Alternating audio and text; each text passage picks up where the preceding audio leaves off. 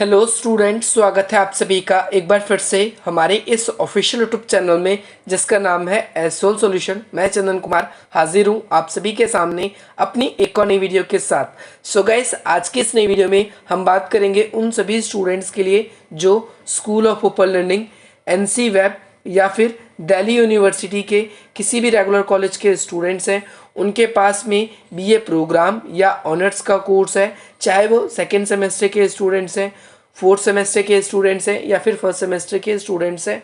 आज का जो ये कॉमन टॉपिक हमने ऐसा लिया है जो ऑनर्स वालों के पास भी होता है और प्रोग्राम वालों के पास भी, स्पेशली वो सभी स्टूडेंट्स जो सेकंड सेमेस्टर के स्टूडेंट्स हैं और वो न्यायिक सक्रियता यानी इंग्लिश में कहें तो जुडिशियल एक्टिविज्म को पढ़ रहे हैं। तो आज की नई वीडियो उन सभी स्टूडेंट्स के लिए मोस्ट इंपॉर्टेंट होने वाली है। आज की इस नई वीडियो में हम बात करेंगे सबसे पहले न्यायिक सक्रियता, जुडिशियल एक्टिविज्म क्या है, सबसे पहली चीज़। दूसरी चीज़, जुडिशियल एक्टिविज्म का क्या अर्थ है। तीसरी चीज़, जुडिशियल एक्टिविज्म की शुरुआत कैसे होती है और जुडिशियल एक्टिविज्म के कब कब सर्वोच्च न्यायालय ने या उच्च न्यायालय ने फैसले दिए हैं। तो आज की इस नई वीडियो में, सिंगल वीडियो में, आप लोगों को पूरा का पूरा न्यायिक सक्रियता का जो कॉन्सेप्ट है वो क्लियर करा दिया जाएगा। इसके अलावा एक क्वेश्चन और बनता है न्यायिक सक्रियता को लेकर, जो कि इसकी आलोचना को लेकर है। इस वीडियो में हम चारों बातों को डिस्कस करेंगे और एक अनदर वीडियो होगी जिसके अंदर हम न्यायिक सक्रियता की आलोचना को डिस्कस करेंगे। अगर आपको कोई भी डाउट रहता है तो जब वो वीडियो रिकॉर्ड होगी तो उसके अंदर आप सभी के डाउट्स कमेंट्स के थ्रू जो भी मेरे पास पहुंचेंगे मैं उसके अंदर क्लियर कर दूंगा। तो चलिए स्टार्ट करते हैं। सबसे पहले न्यायिक सक्रियता यानी फिर हम बात करें तो जुडिशियल एक्टिविज्म है क्या। सबसे पहली बात तो न्यायिक सक्रियता एक ऐसी प्रक्रिया है जिसके अंतर्गत इसके अंदर हम या तो हम सर्वोच्च न्यायालय को देखते हैं या फिर हम उच्च न्यायालय को देखते हैं। इन दोनों को देखते हैं। ये दोनों ही स्पेशली अपने फैसले जो है काफ़ी तेज़ी से लेती है।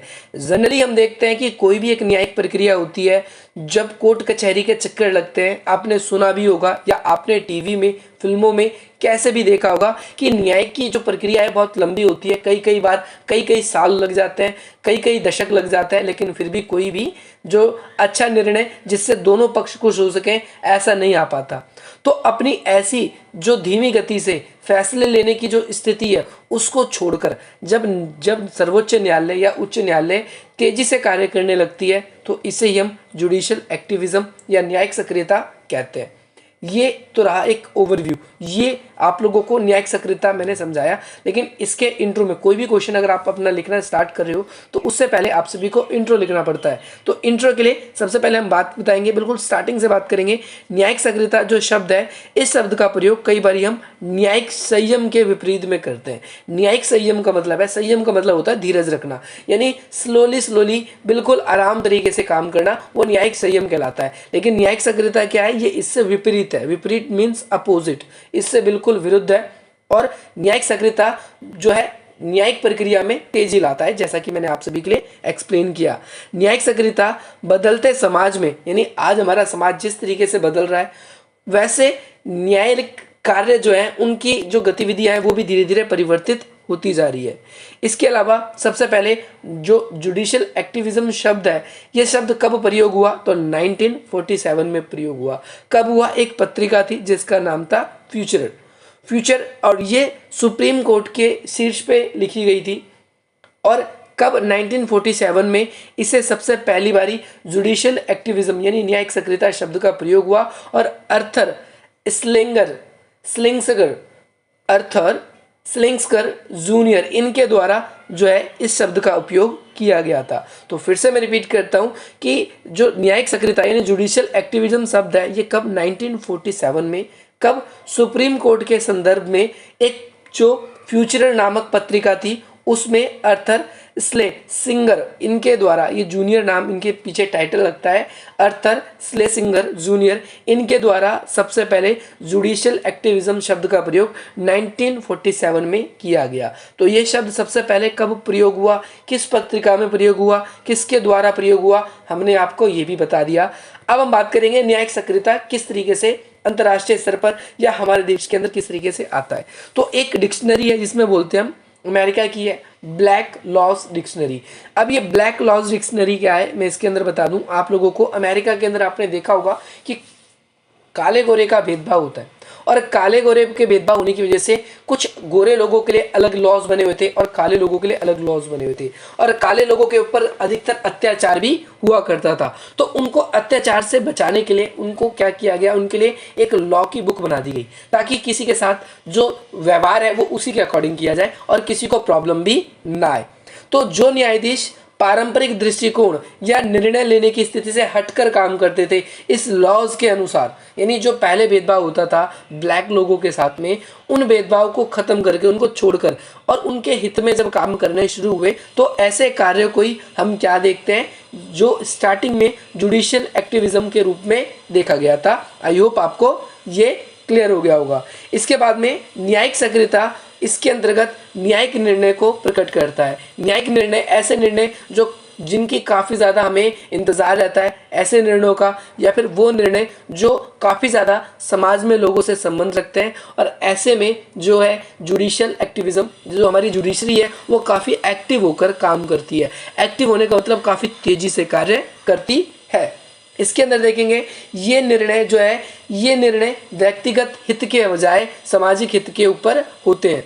ये निर्णय व्यक्तिगत हित के बजाय सामाजिक हित के अनुरूप होते हैं, या फिर इनके ऊपर हम देख सकते हैं राजनीतिक संदेह होने का भी कई बार शक होता है कि राजनीतिक रूप से इस पर प्रेशर दिया गया है, या फिर कोई टॉपिक ऐसा हो जाता है जो काफ़ी ज़्यादा चर्चित हो जाता है तो उस पर सर्वोच्च न्यायालय बहुत तेज़ी से एक्शन लेने लगती है।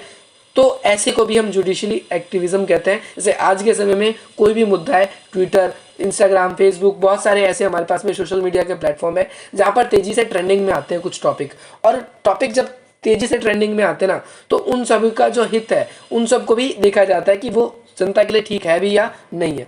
परंतु अगर हम देखें जो भी न्यायिक मामले हैं जो चल रहे हैं उन सभी पे निर्णय लेते समय कई बारी जो न्यायाधीश है वो अपनी इच्छाओं का भी उपयोग कर लेते हैं और उसमें खुद के उनकी पर्सनल सोच भी आ जाती है। ये एक आलोचना का कॉन्सेप्ट है, हम इसको आलोचना के अंदर डीप से डिस्कस करने वाले हैं। नाउ हम यहाँ पर डिस्कस करने वाले हैं न्यायिक सक्रियता का क्या अर्थ होता है, यानी what is the meant by the judicial activism. तो न्यायपालिका क्या है, जो हमारी जुडिशरी है वो कई बार विधायिका, कार्यपालिका और उसके जो भी अधिकारी होते हैं उन सभी से अपने अधिकार क्षेत्र में रहकर काम करने के लिए उसे प्रेरित करती है, और कई बार जो विधायिका या जो हमारे अन्य प्रशासनिक अधिकारी हैं उन्हें अपने काम समय से करने के लिए, निर्वहन करने के लिए विवश करती है। तो इस संदर्भ में भी हम जुडिशियल एक्टिविज्म को देखते हैं कि कई बारी जो हमारी न्यायाधीश है वो हमारे जो कार्यपालिका है, जो विधायिका है, वो उसके मेंबर्स अच्छे से काम नहीं कर रहे होते तो उसके मेंबर्स अच्छे से काम करें इसके लिए भी उसको प्रेरित किया जाता है या उसके लिए उस पर प्रेशर डाला जाता है। न्यायिक सक्रियता एक तरीके से न्यायपालिका का दबंगपन कहलाता है। क्या कहलाता है? दबंगपन।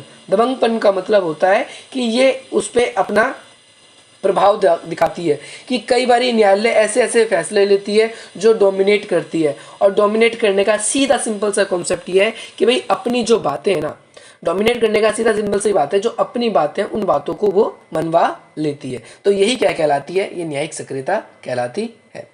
अब हम बात करेंगे न्यायिक सक्रियता के अर्थ के बारे में। तो न्यायिक सक्रियता का यह अर्थ है न्यायपालिका अपने मंथर गति का मतलब है धीमी गति को छोड़कर, त्याग कर, छोड़कर और खुद एक स्वयंसेवी संगठन की तरह कार्य करने लगती है, तेजी से कार्य करने लगती है और एकदम निर्भीक होकर यानी बिना किसी संकोच के वो फैसले करती है। और वो जो फैसले होते हैं भारतीय संविधान के अनुरूप ही होते हैं, संविधान की धाराओं के अंदर में रहकर ही वो फैसले देती है। तो ऐसे फैसलों को ही हम क्या बोलते हैं?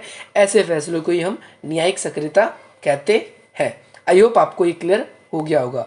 न्यायिक सक्रियता को लेकर अगर हम देखें तो पिछले कुछ दिनों में, पिछले कुछ महीनों में, पिछले कुछ सालों में यानी कुछ समय से इस पे काफ़ी अलग अलग लोगों ने अपने अलग अलग विचार दिए हैं।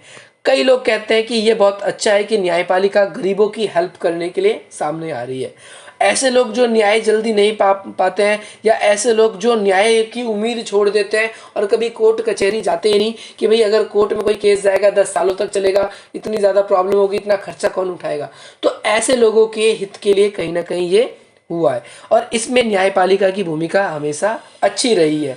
देश में निराश, क्षोभ और आक्रोश का वातावरण था, यानी वो लोग जो न्याय कभी नहीं पा पाते थे या फिर जिन लोगों का धीरे धीरे जुडिशरी न्यायपालिका से भरोसा उठ रहा था, वो लोग भी अपने न्याय को पा सकते हैं।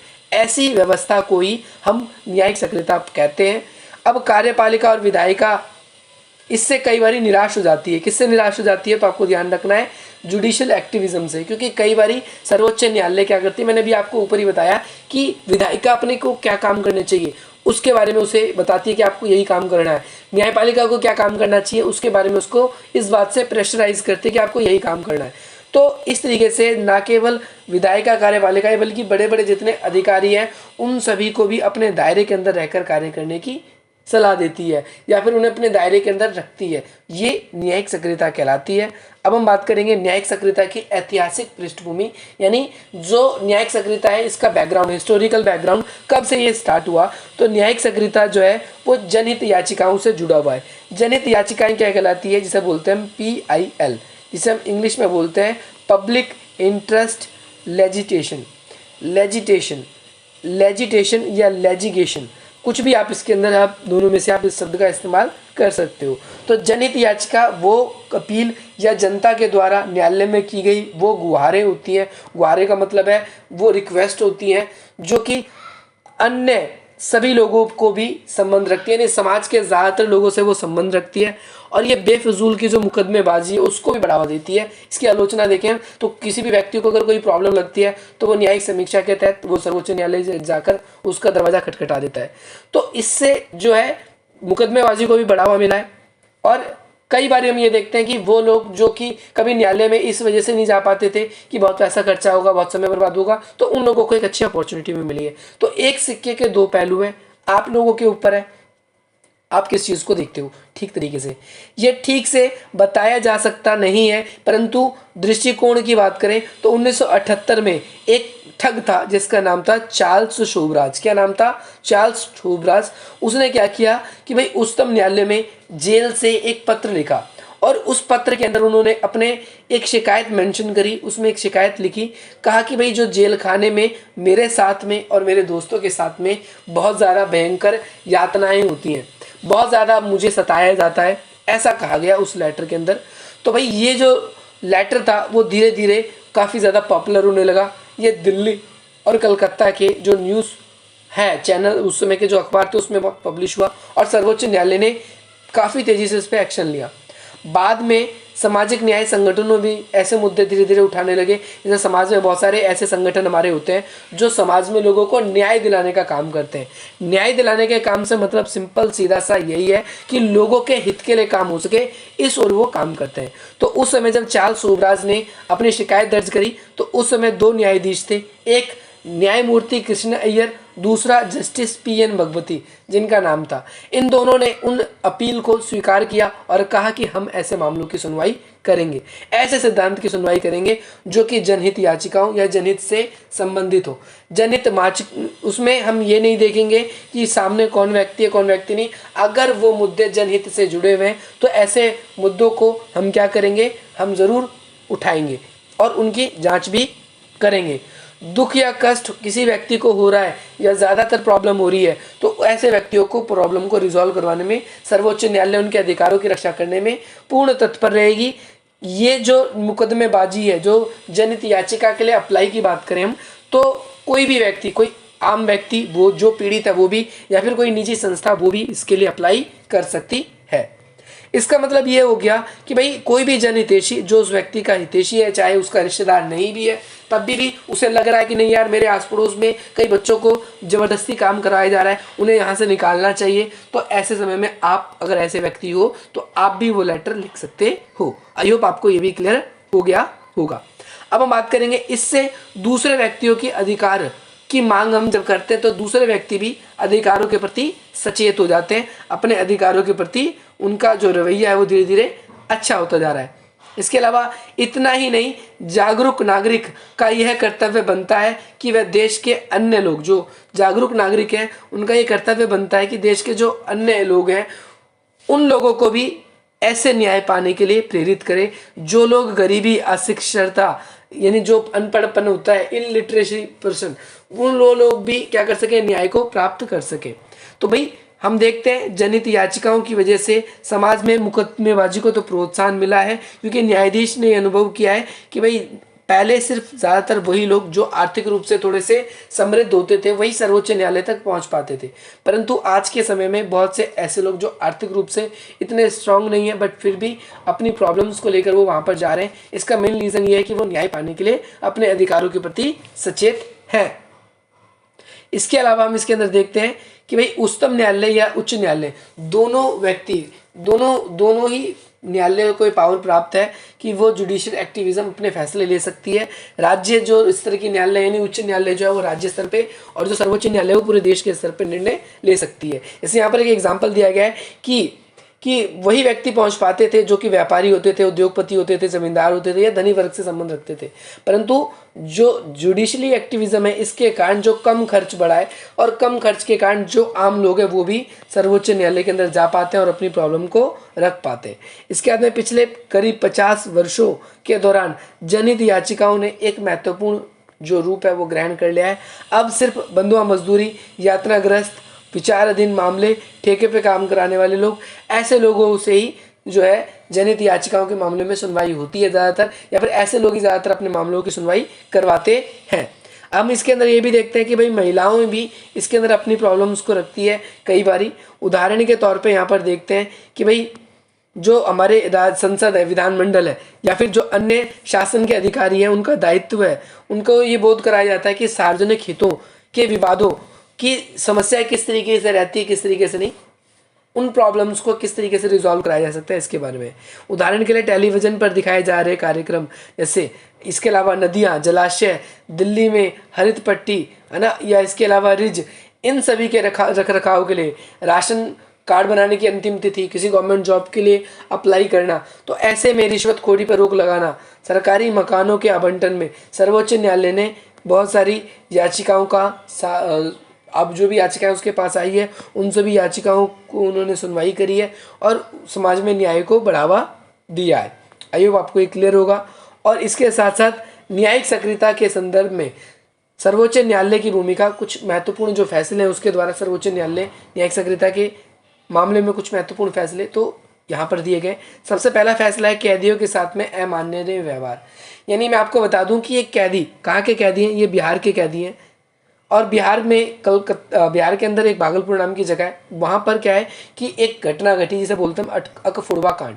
उस कांड के अंतर्गत क्या हुआ कि बिहार में जो भागलपुर जेल में सेंट्रल जेल है वहाँ की, वहाँ पर कुछ जो है विचाराधीन मामले थे। विचाराधीन मामले उन कैदियों को कहा जाता है जो कि जिनका दोष जो है, अपराध जो है वो सिद्ध नहीं हुआ था, अभी भी केस उन पे चल ही रहा होता है। तो ऐसे में खबर छप के आई, दिल्ली और कोलकाता में बहुत ज़्यादा प्रकाशित हुई कि भाई भागलपुर की सेंट्रल जेल के जो भी बंदी हैं उनके साथ में बड़ी यातनाएं हो रही है और उनकी आंखों की रोशनी निकाल ली जा रही है, उनकी आंख जो है वो फोड़ दिए जा रहे हैं। इसका क्या कारण है? सबसे पहली बात तो ये निकल के आती है, इस कांड के लिए कर्मचारियों के विरुद्ध में कार्रवाई किए जाने के आदेश, और यह भी कहा कि जो भी उस समय चिकित्सा वगैरह होती थी उस समय उसका सारा का सारा जो भी उपचार है वो बिहार सरकार देगी। अब यहाँ पर ऐसा क्यों हुआ? क्योंकि ये घटना जो घटी बिहार के अंदर तो वो बिहार सरकार की लापरवाही के कारण हुई, और बिहार सरकार जो है वही आजीवन उनके लिए क्या करेगी, उनके लिए जो भी उनका खर्च होगा वो खर्च तो देगी, और रोजगार के संदर्भ में भी उन्हें अगर कोई काम नहीं मिलता तो उन्हें काम देने का कार्य किया जाएगा। इसके बाद में 1979 में इस समय भी एक याचिका दायर की गई, और इसमें बिहार के अंदर जो जेल में बहुत सारे विचाराधीन मामले थे, यानी ऐसे कैदी थे जिन पे खाली विचार चल रहा था परंतु वो फ्री नहीं हुए थे, ऐसे लोगों को भी वहाँ पर क्या की गई, उन लोगों को भी वहाँ से सेंट्रल जेल से या अन्य जेलों से निकाला गया। तो ये भी जनहित याचिका है। जनहित मतलब जनता के हित के लिए की गई अपीलें, जनता के हित के लिए की गई याचिकाएं। सेकंड पॉइंट है आर्थिक शोषण के विरुद्ध। आर्थिक शोषण के विरुद्ध का मतलब यह है कि दिल्ली प्रशासन में क्या है, देखते हैं हम, एशियाड परियोजना की शुरुआत हुई, और इस एशियाड परियोजना के निर्माण के लिए ठेकेदारों ने क्या किया, हज़ारों जो है कर्मियों की नियुक्ति करी, और उन कर्मियों ने क्या किया कि भाई उसको नॉर्मल और जो कर्मी थे उस समय के, उन्होंने अपनी पूरी नॉर्मल मजदूरी तो करी, लेकिन उन्हें जो भी उस समय के भत्ता देने वाले लोग थे उस समय के, उन्होंने उनका शोषण किया। उनका शोषण इस तरीके से किया कि जितनी उनको सैलरी मिलनी चाहिए उससे भी काफ़ी कम सैलरी दी, और उच्चतम न्यायालय ने सभी श्रमिकों को कम से कम न्यूनतम मजदूरी दिए जाने का आदेश दिया। दूसरा कॉन्सेप्ट आता है भिवानी जेल। उसके पिछोल नामक स्थान पर काम कर रहे कुछ बंधुआ मजदूरी, और उन बंधुआ मजदूरी से 3 या 5 रुपए की कीमत पर क्या कराया जाता, बंधुआ मजदूरी कराया जाता। तो हम यहाँ पर ये देखते हैं कि उस समय जो भिवानी जिले में बंधुआ मजदूरी हुई तो उनकी सैलरी इतनी कम थी, उनको इतना कम पे किया जाता था कि जितना में उनका गुजर बसर भी ठीक ढंग से नहीं हो सकता। और उच्चतम न्यायालय द्वारा दिए गए आदेश का आधार बंधुआ मजदूरी और ठेके के चंगुल से लोगों को मुक्त कराना था। नेक्स्ट कॉन्सेप्ट है बिहार के चर्मकारों का शोषण। तो बिहार के चर्मकारों का शोषण का मतलब यह है कि सर्वोच्च न्यायालय ने एक ध्यान रखना है, उपेंद्र बख्शी या फिर यशवेंद्र, जितने भी शीघ्र हो सकते थे, जितना यथासंभव हो सकता था, उन्होंने क्या किया कि उपेंद्र बख्शी उस समय के न्यायाधीश थे, उन्होंने न्यायालय में अपनी एक रिपोर्ट देने के लिए कहा अन्य न्यायाधीशों को, और उसमें कहा गया कि जो बिहार के चर्मकारों के साथ है उतना भेदभावपूर्ण व्यवहार क्यों हो रहा है, तो उनसे भेदभावपूर्ण व्यवहार ना हो इस चीज़ को सुनिश्चित किया जाए। ये चीज़ इसके अंदर बात हुई। और नागरिक सुविधाओं के लिए भी कई बार काम किया है सर्वोच्च न्यायालय ने। नागरिक सुविधाओं के लिए क्या काम किया गया है, तो आप इसके अंदर नागरिक सुविधाओं में देखोगे तो बहुत सारे ऐसे लोग हैं जो कि शहरों में रहते हैं, पीने के लिए साफ पानी नहीं है, इसके अलावा रोजगार की समस्या है या अन्य समस्या है। तो ऐसे समय में नागरिक सुविधा के लिए भी कई बार सर्वोच्च न्यायालय ऐसे फैसले लेती है जो कि सरकार को भी मानने पड़ते हैं और जनता को उन आवश्यकताओं पर जिन पर रोक लगाई गई है उन आवश्यकताओं पर धीरे धीरे रोक या जो बाउंडेशन है उसको खत्म किया जाता है। इसके बाद में उच्चतम न्यायालय के जो रिहायशी इलाके हैं उन इलाकों में अगर हम देखें तो हमें पता चलता है कि भाई उस समय बहुत सारे ऐसे लोग थे जो कि उद्योग गति से भी जुड़े हुए थे। तो भाई जब कच्चा माल लोगों ने स्टॉप कर दिया तो उद्योग भी धीरे धीरे स्टॉप होना स्टार्ट हो गया। आई होप आपको ये भी क्लियर हो गया होगा। अब हम बात करेंगे अस्पतालों के भर्तियों के बारे में। तो अस्पतालों की भर्ती, दिल्ली में स्कूल एडमिशन के बाद में दुर्घटना का, या फिर हम बात करें ऑटो रिक्शा द्वारा मनमाना किराया वसूला जाना, इस पर भी धीरे धीरे सरकार ने प्रतिबंध लगाना स्टार्ट कर दिया है। अगला है कैपिटेशन फीस का मामला। तो कैपिटेशन फीस कहाँ का मामला है, कर्नाटक का। कर्नाटक के बाहर पहले क्या होता था, जो भी बाहर से पढ़ने के लिए कर्नाटक के अंदर आता था तो उसको एक अलग तरह की फीस पे करनी पड़ती थी जिसे हम कैपिटेशन फीस बोलते हैं। उस फीस को ज़्यादा वसूला जाता था बाहर वाले लोगों से। तो थे तो वो भारत के, तो यहाँ पर भी हमने देखा मौलिक अधिकार का क्या होता है, हनन होता है। और मौलिक अधिकार के हनन की वजह से ही हम ये भी देखते हैं कि किस तरीके से सर्वोच्च न्यायालय को कार्य करना चाहिए और किस तरीके से कार्य नहीं करना चाहिए। इसके अलावा अन्य महत्वपूर्ण मामले, तो इसके अंदर बहुत सारे महत्वपूर्ण मामले आते हैं। इसके अंदर जैसे फॉर एग्जांपल के तौर पे ये वाला कॉन्सेप्ट भी आ जाता है कि जिस तरीके से जो राजस्थान के कर्नल थे उनकी मृत्यु हो गई थी बस एक्सीडेंट के अंदर, तो उनकी पत्नी ने सरकार से यही गुहार लगाई थी कि मेरे छोटे छोटे बच्चे हैं और मैं इनका लालन पालन, इनकी पढ़ाई लिखाई अच्छी तरीके से कर सकूं, इसके लिए मुझे या तो रोजगार दिया जाए या नौकरी दी जाए। तो ऐसे समय में सर्वोच्च न्यायालय ने क्या किया था, ऐसी महिला की मदद कर दी। तो सर्वोच्च न्यायालय ऐसा कई बार लोगों की क्या करता है, हेल्प करता है। तो हेल्प करने की वजह से हम यहाँ पर देखते हैं कि बहुत सारे महत्वपूर्ण मामले भी हैं जो कि सर्वोच्च न्यायालय को याद रखने चाहिए, और किन किन फैसलों को हमें लेना है इस चीज़ का भी याद रखना है, इस चीज़ का भी ध्यान रखना चाहिए। होपफुली आज की इस नई वीडियो से आप सभी को बहुत वैल्यू मिलेगी, और यही थी आप सभी के लिए वीडियो। आई होप आपको इस वीडियो से बहुत वैल्यू मिलेगी। चलिए मिलते हैं हम आप सभी से अपनी अगली वीडियो में। जय हिंद, जय भारत। अगर आप लोग चाहते हैं अपनी कोई भी क्वेरी भेजना तो आप इन नंबर्स के थ्रू अपनी क्वेरी को भेज सकते हैं। अपनी कोई प्रॉब्लम को भेजना चाहते हैं तो इस प्रॉब्लम्स के थ्रू भेज सकते हैं। चलिए मिलते हैं आप सभी से अपनी अगली वीडियो में। जय हिंद, जय भारत।